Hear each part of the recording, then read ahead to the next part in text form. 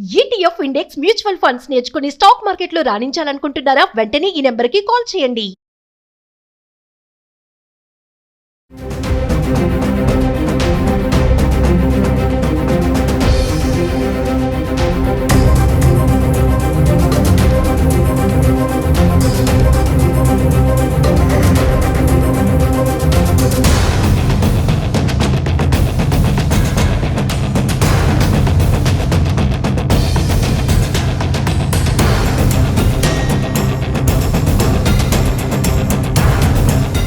Suman TV ప్రేక్షకులకు నమస్కారం.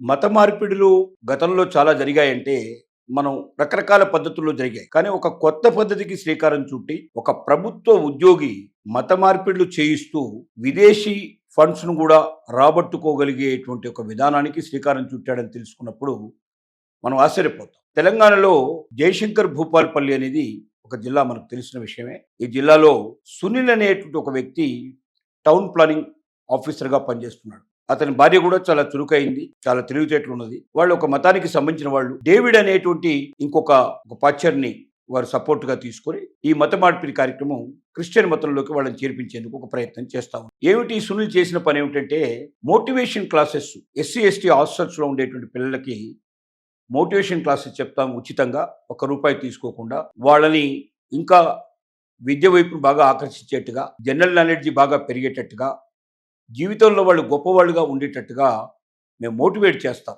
వాళ్ళలో ఉండే భయాలు పోగొడతాం, చదువు మీద బాగా ఆసక్తి కలిగేటట్టు చేస్తాం, మంచి నాలెడ్జ్ వాళ్ళకు పెంపొందిస్తాం. తద్వారా వాళ్ళు గొప్ప వ్యక్తులుగా తయారవుతారని ఆ ఎస్సీ ఎస్టీ హాస్టల్స్కు వెళ్ళి ఆ హాస్టల్ వార్డెన్స్ తోటి అక్కడ ఉండే అధికారులతో మాట్లాడి వీళ్ళ మోటివేషన్ క్లాసెస్కి వచ్చేటట్టుగా వేరు టైమింగ్స్లో ఓ గ్రూప్ ఆఫ్ పీపుల్ని పిలుచుకోవడం మొదలుపెట్టారు.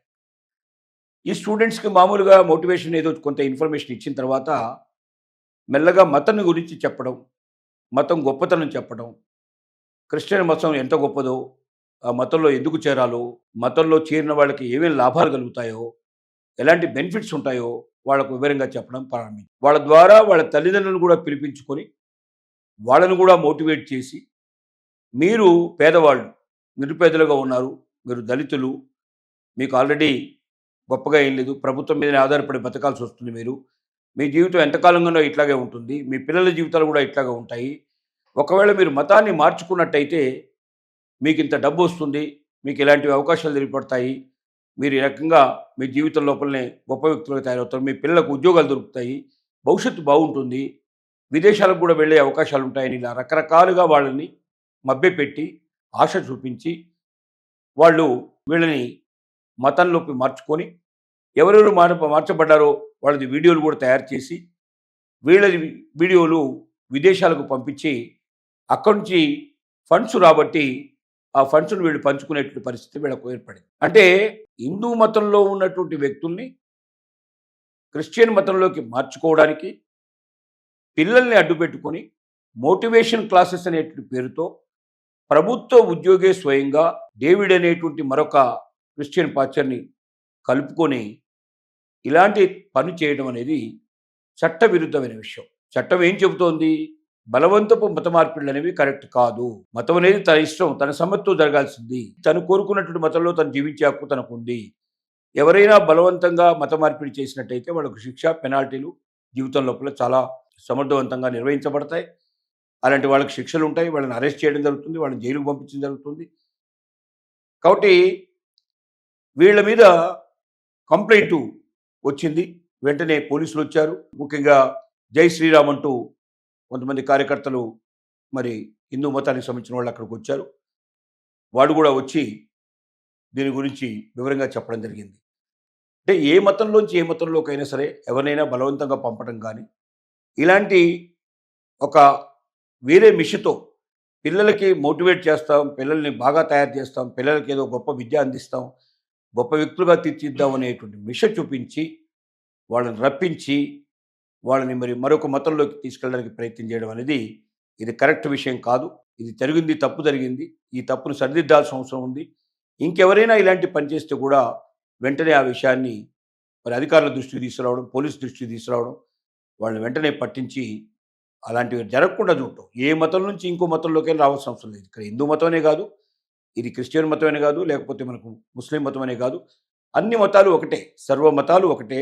ఏ మతాన్ని గురించి ఆ మతం వాళ్ళ ఆసక్తితో వాళ్ళు రావాల్సిందే, వాళ్ళ సమ్మతితో వాళ్ళు రావాల్సిందే తప్ప బలవంతంగా మత మార్పిడి చేయడం కానీ, లేక మరొక మిషతో పిలిచి వాళ్ళని ఇంకో రకంగా మోటివేట్ చేయడం కానీ ఇది కరెక్ట్ కాదు. ఇలాంటి పనులు మరి భవిష్యత్తులో జరగకుండా ఉండాలని ప్రతి ఒక్కరు ఆశిస్తున్నారు. వీటి లోపల ఒక ప్రభుత్వ ఉద్యోగి స్వయంగా పాల్గొనడు. ప్రభుత్వ ఉద్యోగులు అసలు ఇలాంటి పనులు చేయకూడదు. అసలు మోటివేషన్ క్లాసెస్ పెట్టాల్సిన అవసరం ప్రభుత్వ ఉద్యోగికే ఉంది. తను టౌన్ ప్లానింగ్ ఆఫీస్లో పనిచేస్తూ ఉన్నాడు. తన పనేదో తను చూసుకొని తను దానికి సంబంధించినట్టు చూసుకోవాలి తప్ప తను మోటివేషన్ క్లాసెస్ పెట్టాల్సిన అవసరం లేదు. ఏదో సంఘసేవ చేయాలనే ఉద్దేశంతో మోటివేషన్ క్లాసెస్ పెట్టినట్టుగా జనాన్ని కనబడాలి చేశాడు.